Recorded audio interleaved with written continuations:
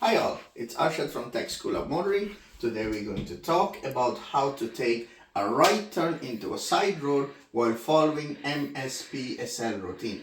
So what is MSPSL routine? Is mirror, signal, position, speed, slow down or look. Okay? So what we're going to do, let's say this blue car, you're coming here and you want to turn into this side road on the right hand side. As we can see, there is traffic coming in the lane to our right. Okay, so we can come in here. When we reach this position, we check our rear view mirror and our right mirror. When we move in, we signal to the right as we're turning right.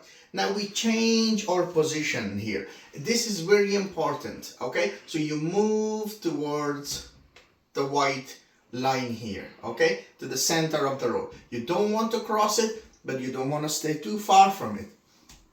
You start to reduce your speed, applying your brake, slowing down, and here, when you reach this point, you look. If there is any traffic coming on your right hand side in the next lane, they have right of way, so you have to stop for them. Okay, so you come here and you stop here. You let now where would you stop?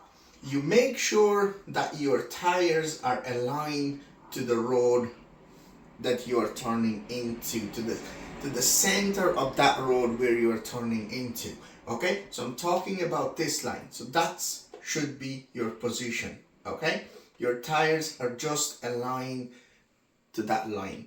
When that car passes on and there is nobody coming in and it is safe to do so, nobody's crossing this road, you make a nice turn like that.